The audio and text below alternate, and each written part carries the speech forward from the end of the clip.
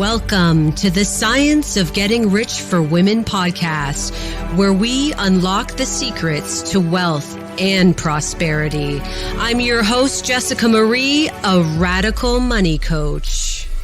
And I'm Amy Bell, master designer, brand consultant, and founder of White Lightning Communications. Together, we'll dive deep into the scientific principles of wealth outlined in the Science of Getting Rich, ensuring financial abundance with mathematical certainty. Join us for real, empowering conversations about money, wealth, and the mindset shifts needed for true prosperity. Whether you're ready to rise up or already on your journey to riches, tune in weekly for insights that will elevate your wealth consciousness. Hello, happy Friday to you, Jessica. Hey, Amy. Oh my gosh. I'm so happy to be back for another week talking about the science of getting rich. And I'm really excited about this chapter as well. Like, I was really excited about last week's chapter, but this week is just as powerful. It's one of my favorites too. Increasing life. Now, as I was preparing for this conversation, of course, I always like to refresh my memory and see if anything new pops out at me. And I don't know about you, Amy, but when I was reading this morning, something new was popping out at me. Were you getting anything new popping out at you this time around? Because of course you've read the book like a gazillion times by now, and you always have like new things popping out at you because you're a different person today than you were even just yesterday. Well, yeah, exactly. I think every time I read a page, I can barely get past the first 5 chapters because every time I start, I just keep rereading the first 5 chapters. And then I get stuck on a certain page and I'm like, I wonder what that's all about. But this one is, the one that jumped out at me today is the desire for riches is simply the capacity for larger life seeking fulfillment. And previous to that, it's talking about when you plant a seed in the ground, it immediately starts to activate itself to grow into something. It starts expanding. The moment you plant it in the ground, you add the water and it's already activated. So that's kind of like you get the seed of an idea and it's already germinating inside your conscious mind. And then you just have to be careful what you fertilize that little seed with. Otherwise, it can just die. So, right? So when we're talking about the acorn going into the ground to form the oak tree, it not only forms the oak tree, it forms a bazillion new acorns. So this whole chapter is about expanding thought, and one thought leads to another thought. And then the moment that thought's planted, you've got, all of these other acorns coming up inside your subconscious mind, your conscious mind. And then we just have to be careful to nurture that baby. Yes. The seeds of the mind, ideas, they are the beginning, the inception of creation, really.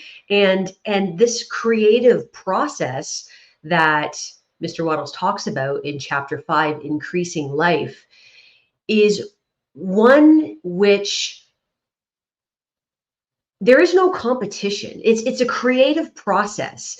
And we're going to get into that in a minute, but I want to just go right back to the beginning of this chapter, because for me, what stood out was the very beginning, the opening of this chapter, where he says, you must get rid of the last vestige of the old idea that there is a deity whose will it is that you should be poor, or whose purpose may be served by keeping you in poverty. The intelligent substance, which is all, and in all, and which lives in all, and lives in you, it's a consciously living substance. Being a consciously living substance, it must have the natural and inherent desire for every living intelligence for an increase of life. Everything must continually seek for the enlargement of its life, because life, in the mere act of living, must increase itself. So this reminded me, for some reason, of when I was growing up, Christian, old traditional Catholic upbringing. I remember hearing this phrase over and over again: thou shalt not want. I know, and this whole book is talking about only make decisions on what you want. So no wonder for the good Catholic girls and boys out there that this is such a bizarre concept to wrap your head around. And it's like activating all of those paradigms that you grew up with that weren't even yours, by the way. They were put in there by the church, by your parents, by your teachers, by everybody except you, who comes in knowing that you are here to be served. I mean, you cry when you're a baby and there's like 6 people at your feet. You say, I'm hungry, and your mom's feeding you, someone's feeding you. Like, you get what you want when you're a baby. And then somewhere along the line, it's like, get it yourself. Go make your own peanut butter sandwich, child. You can still have it, but it's not coming the way it used to. And even furthermore, like, maybe you're not worthy of what it is you want. Maybe you're not deserving of what it is you want. And this book completely flips the script on that and says, basically, if you have a desire, a burning desire to be something, have something, experience something, then that desire is literally God seeking expression through you. And so it is God moving through you, creating whatever it is that you want to experience, do, or have. It's function seeking performance, right? And I think I highlighted that part in here as well. I'm trying to look up something about Mother Teresa, because Mother Teresa has been like, the figure of giving and sort of that pious, live a life of poverty picture. But Mother Teresa had to have money. You can't give unless you've got something to give. And she gave money to people all around the world. So she had to have it in order to give it, whether it was hers in her bank account. And I've heard people say she, her net worth was like over $1 million, or it was whatever it was. It doesn't matter. The fact is, if you want to be able to be charitable, to tithe anything, you have to have money to tithe. And the more money you make, the more money you can give away, the more money you can impact the world with. And this is the thought that flipped my switch from not being able to say, I want to make massive amounts of wealth, because I was like, oh, that feels yucky. However, when it was rephrased, well, if you want to give massive amounts of money and help this planet and help the people on it, then you got to earn it, or you've got to recruit it somehow, or, receive it, draw it in, however you want to be able to give away. But in order to give, in order to be helpful to this planet, you actually need to make money, and then you can give it away. I mean, look after getting your life sorted. And then when that's looked after, now you have this excess that you can actually share with charities of your choice, or your family, or your friends, or whatever, right? Yeah. And it is not God's desire that we should be poor, that we should be in poverty. That is not true. That is all BS. Like, we are literally life-seeking fuller expression. And in order to seek and experience fuller expression, we need money, because our planet is so organized that we need money to make use of things, to buy things that will support our expansion, our growth, our learning. And, he says that the desire for riches is simply the capacity for larger life, seeking fulfillment. Every desire is the effort of an unexpressed possibility to come into action. It is power seeking to manifest which causes desire. That which makes you want more money is the same as that which makes the plant grow. It is life-seeking fuller expression. So you don't have to feel guilty, dirty, icky if you want to become rich. Okay? There is Well, nothing wrong with if it. you look at the other chapters, it's actually sinful to do so in his mind. So to think those thoughts is going against what God put us here to do. And so it's kind of like an unwritten sin. Maybe it is written somewhere, I don't know, but according to what he's writing and your natural ability to call in and be abundant, if you think outside of that, not good. Yeah. He basically says that wanting to get rich is natural. It's inherent in every living thing. It's life-seeking fuller expression. And the person who does not desire to live a more abundant life, to live a more rich life, is abnormal. Like, Yeah. And you can give no greater gift to humanity, to the world, to your family, than to make the most of yourself. So this book is radical, okay? It's revolutionary. It was written 114 years ago, and it just blows my mind, these ideas that are really still flipping the script, 114 years later.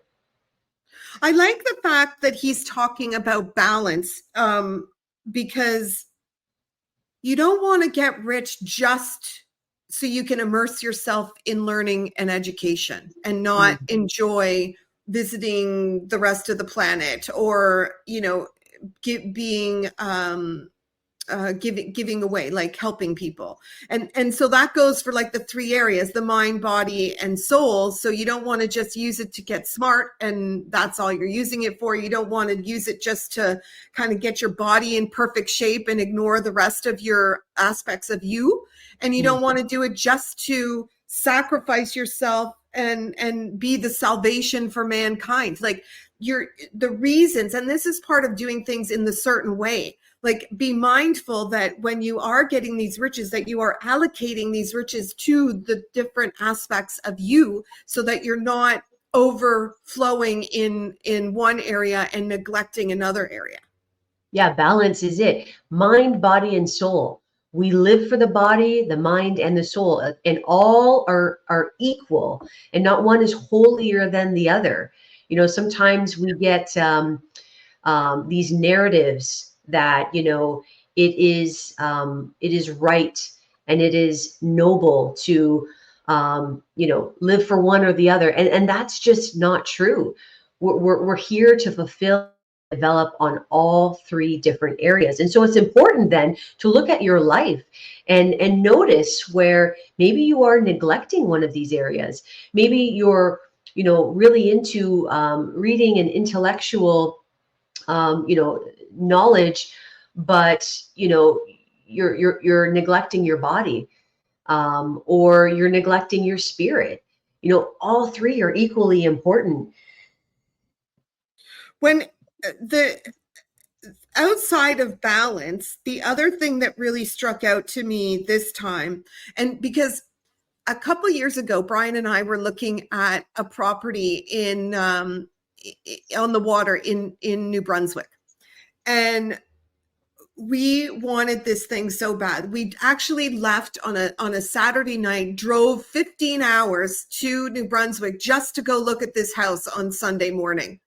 And we walked in and we were both like, oh my God, it was the cutest thing. It smelled like my family cottage. I went immediately back to being 6 years old going, oh, like the books smell that were in it. The house was just smelled just like my cottage. And both of us just went, oh, this is it.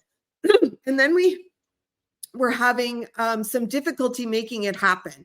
And I was like, okay, I'm just going to put a bubble of protection over this house so nobody else sees it. And then I was like, oh, that's not good. That's doing this.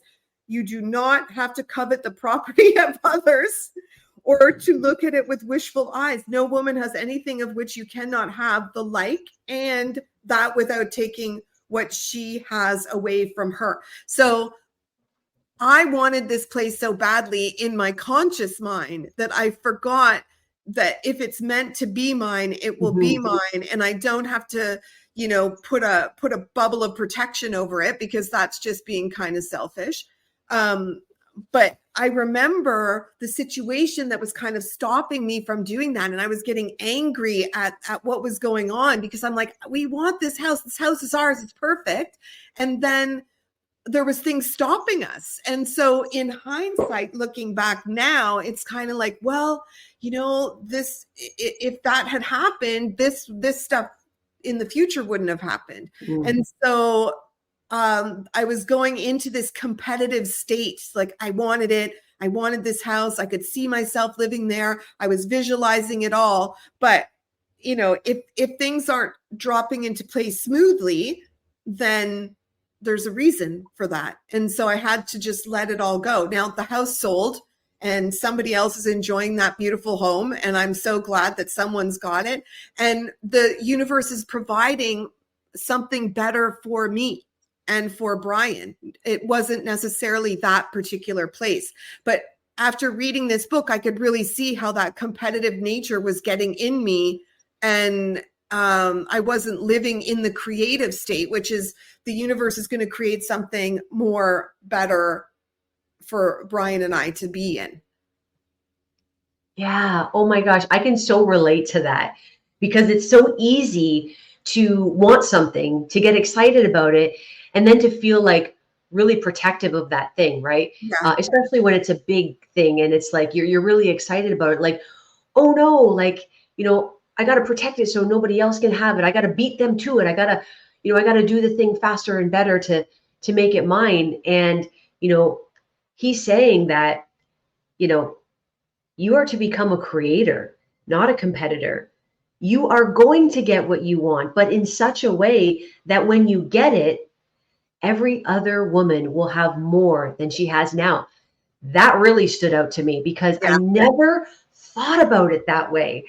Like, how is me achieving what I desire through the creative way, allowing for other women to receive more of what they want?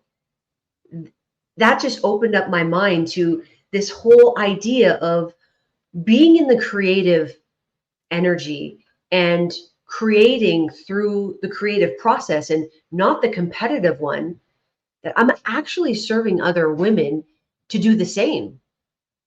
That's really powerful. Like, that makes me feel not only more powerful, but like I'm actually being of service in like an indirect way to other women.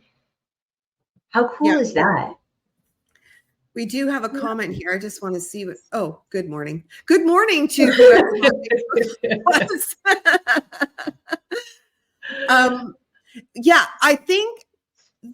I believe that if everyone on this planet took 100% responsibility for themselves, not, when I was leaving my husband, I was like, okay, I'll take responsibility for my half of what went sideways, right? But what would happen if I took 100% responsibility for the whole marriage, not just my half of it, right? And so if we all take responsibility to act on the seeds that are planted and to move forward with whatever it is we want to create, if I do that, if you do that, if the other women that we're impacting do that, then there's no problem on the planet. Everyone is responsible 100% for their actions, for their creations, for their place on this planet.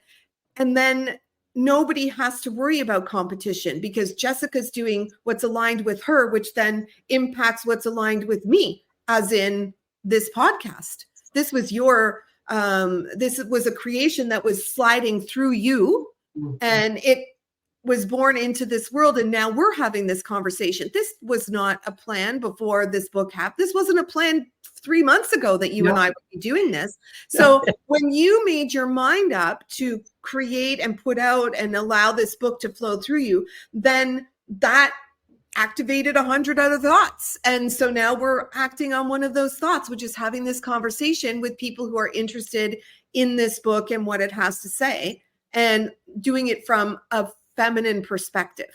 Yeah.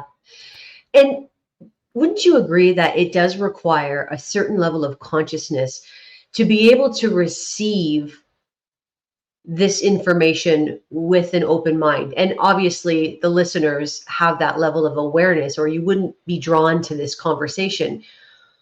But what you just said about, taking responsibility for 100% of your experience, whether it's, in a marriage or with a parent or whatever the case may be, requires a certain level of consciousness and understanding of life, and it becomes really exciting when you are able to elevate your awareness, zoom out, and see the bigger picture, and how by you empowering yourself with truth, with the knowledge and wisdom of the principles in this book, you empower yourself, and there's a ripple effect that goes out, and you empower so many other people around you.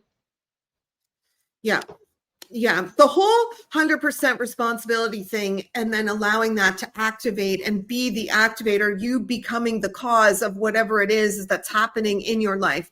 If you want to be at cause to co-create your life with spirit, with soul, with whatever, then you also have to be able to take the responsibility, because, my ex-husband and I loved hard and we fought hard. And it was exhausting. We went up and down, up and down, up and down. And I used to go, oh my God, he's such a jerky. He's so awful. But step it back. The soul contract that I had with that man was my responsibility. He raised his hand and said, I'll come help you get where you need to go. And I'll do whatever it takes to make that possible. It might mean I have to look like a jerk sometimes. It might mean that I have to be mean sometimes. But I created that. I created that whole experience. And people who are watching, you may not fully buy into this because there's some pretty horrific stuff that goes out on this planet. But in essence, you are creating those experiences via a soul contract. So therefore, I'm accepting 100% responsibility, not just half. And I've had this conversation with people and they're like, I don't get it. But I co-created my experience, creation, not competition, creation of my life experience with those major people in my life, our kids, our parents, our husbands, whatever. And so if we are able to look at it from that perspective, then everything starts to make sense. And then creation starts to really be the only focus. Competition is non-existent. Exactly. Competition becomes an illusion. Like I laugh at competition now. I just think it's so cute. It's so funny. Like, oh, they're like competing against each other to try and find a winner, when competition is really not real. This chapter. I have a caveat to that.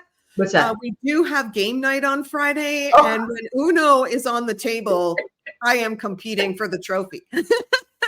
Well, we get to have fun in our human experiences, right? And that's part of the human experience, is to, do things that bring us joy, that light us up, and that's what you're doing, But this chapter is really all about increasing life, becoming rich is the whole thing, right? And so here's the thing. We are either expanding or contracting. We're either growing or we're dying. We're either, getting bigger or we are dissolving. Like, this is one of the natural laws. Like, nothing stays still, and energy is constantly moving, right? And so our desire to have more and do more and learn more and experience more, it's part of life. And to deny yourself that desire, that innate want, is going against human nature. So if you are someone that has been taught to, be humble and thou shalt not want, you can start to question that. I say question everything. Questioning things is good for your mind. Contemplation is a healthy part of understanding. And so, if you have been someone who has been taught to be a good woman by being humble and being satisfied with a little in what you have and not wanting more, understand that the natural law of the universe says that that is literally going against life, because everything is seeking fuller expression. And we as humans, we need money. We need money to do that, to unfold the soul, to develop talent. We need money so that we can make use of things. We need money to buy things, right? And again, he goes on in this chapter to say, and I love this part, this actually brings me comfort, to know that this visible supply that is producing the riches that we can acquire, that are always available to us, it's limitless. It's your word of the year, Amy, right? Like, the visible supply is limitless. You never have to worry about it being taken before you get to it. You never have to worry about it running out. You never have to compete with anyone for it. It is limitless, and it is here for you, and it always will be. And if that supply ends up running out for whatever reason, more will be created from the invisible supply. So this Doesn't it sound like so messed up? You're like this, don't worry about it. So I was going to read that one. Never look at the visible supply. Look always at the limitless riches in formless substance, and know that they are coming to you as fast as you can receive and use them. Nobody, by cornering the visible supply, can prevent you from getting what is yours. So I think the visible supply, if it's low, is where the competition is rooted. So when you're starting to look at the visible supply of anything, a relationship is on the deterioration, your bank account is too low, you're not getting as many clients as somebody else. Like, when that starts to dip, then the competition in people starts to pop up. That's when you forget about co-creation and you go into this, I gotta do what I gotta do. I gotta go out there. I gotta, sell my soul to be able to build that bank account back up. But if we can have the understanding that the money we need, or the man we wish, or the people we want to be friends with is on their way the moment we activated it by saying we wanted it, then competition is not necessary. The lack of supply does not exist, and we're only dealing with limitless. This is a constant daily reflection. If my word for the year is limitless, I have to take everything back to it's a limitless supply. It's on its way to me. Whatever I'm asking for is on its way to me. Yeah. So I'm really being conscious of saying I don't have that, or I don't negative thoughts, right? And then replacing them with it's on its way, or it's coming, it's here, it's already here. I have to raise my vibration to the level of it so that I can receive it.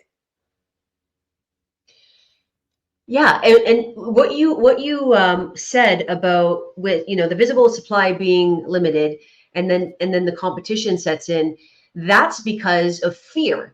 Right. Yeah. So yes. we lower our vibration into this experience of fear and lack and limitation. And when we've done that, we immediately stop the creative flow. We prevent the creative process from happening, because we've focused our experience into this low vibration of 3D reality, where there is fear and lack and limitation and separation. And the truth is, that is not the truth. That is not real. That is not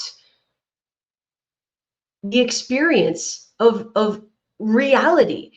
This book gets me so freaking excited and fired up, Amy, because I feel like everyone needs to know this. Like, look at, you can have a car and you can have a car and you can have a house. We can all have everything we want and we desire. We just have to understand that what we think creates our reality. And if you're thinking that the visible supply it represents what's possible and what you're capable of achieving, then you're going to go into this low vibration of fear and lack and limitation. Everything's going to get hard from there. You're going to have to force and effort and push and struggle to make anything happen. When if you follow the principles of this book, everything opens up and it becomes limitless and it becomes possible. There's full of potential. You don't have to compete. You don't have to force struggle or effort. It literally can come to you in an idea through the creative process.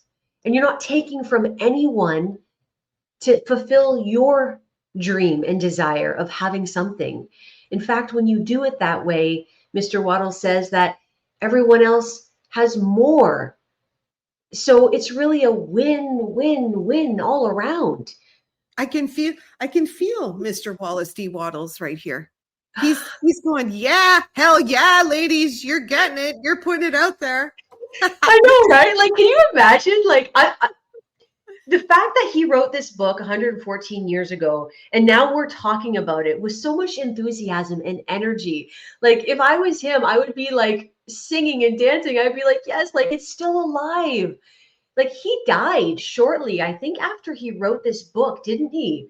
He didn't get to see in his lifetime anyway, the realization of the ripple effect that this book is having. And here we are 114 years later, and we're singing it, we're dancing about it.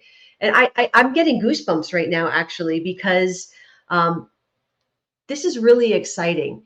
And, you know, I know when I get excited and I come alive, that energy is connected to source, right? And so this is like divinely being inspired. This is like, you know, divine creation flowing through us. And I'm so excited to be doing this with you, Amy. I mean, I just want to say how much fun I'm having doing this.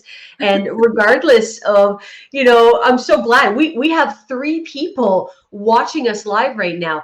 People might be listening to this months, days, years from now on the podcast. But we're in the creative process here, folks. We're having fun with this with really no, you know, expectation other than this is a desire that is coming through us. We're having fun doing it. And I just want to say thank you so much, Amy, for doing this with me. I just so appreciate you and love you. Oh, right back at you, sister. I really, really feel that the divine feminine needs a voice. And I'm so happy that this book exists, that it stands out when you're looking in the sea of titles of the Science of Getting Rich. This pink one just pops right out at you and it says, yeah, you're going to need to know this information. And like, ladies, when you're reading it, we have to understand that it was written 114 years ago, that there is still, like Jessica wanted to keep the language because it's important. Like, in honesty, if you try and change some of it to be more modern, it loses its impact. So you have to keep that sort of cool, 1924 kind of voice to it. Otherwise, it doesn't have the impact that we want it to have. And so can I read the last bit? Can I do it this week? Yeah. Oh, absolutely. Absolutely. If we're going to wrap up and you're going to wrap up with a quote, I just wanted to touch on the contemplation and expansion real brief, so that, you know, our listeners and our viewers can have something tangible, you know, to walk away with and implement. And so at the end of every chapter in the book, there's a space for contemplation and expansion. By the way, you can get this book on Amazon, or you can get a free downloadable e-version. All you got to do is comment the word book or send me a DM and I'll get it to you. But I want to invite you to allow yourself the opportunity to explore all of the things that you know you desire and the things that you didn't even know. You don't even know you desire yet because you haven't allowed yourself to explore that. If you have been someone that has been holding back from desiring all that you want, then as you're walking the dog or you're driving to your destination, allow yourself to just think about the things that you would like to do, or you would like to have, or you would like to learn, or you would like to be, because those desires are literally life seeking fuller expression. They're like little seeds, and they're there for a reason and for a purpose.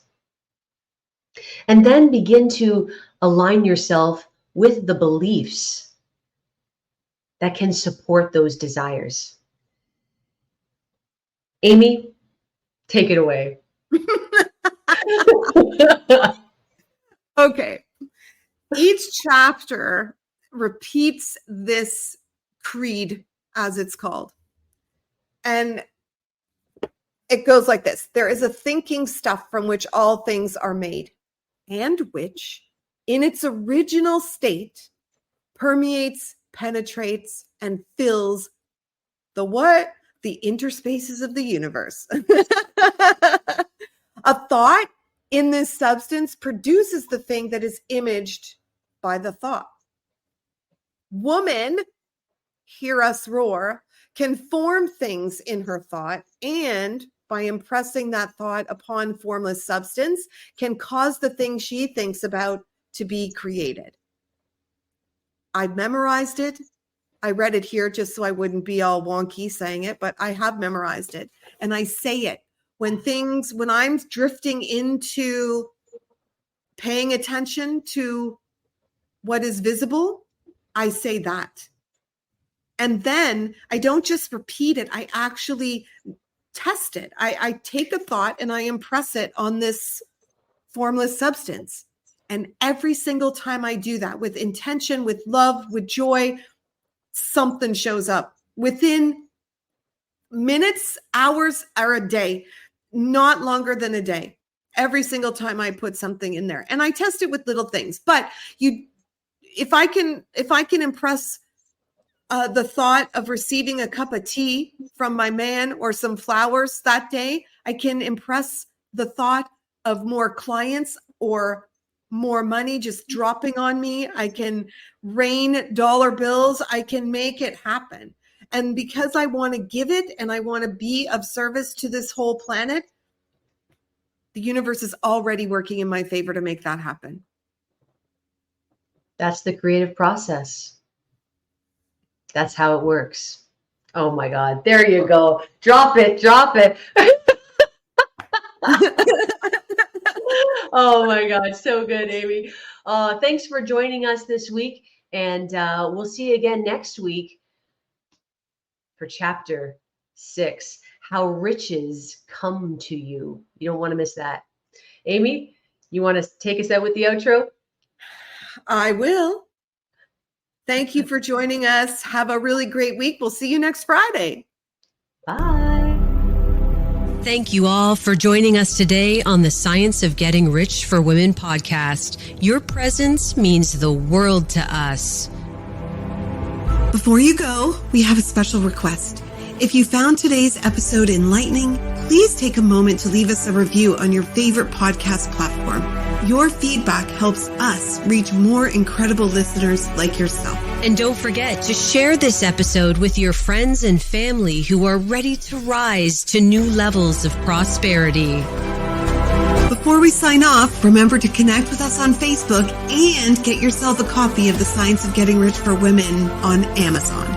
As we close out today's episode, remember how powerful you are. Hold strong with faith and purpose that you do get what you want, and watch as the universe conspires to fulfill your dreams.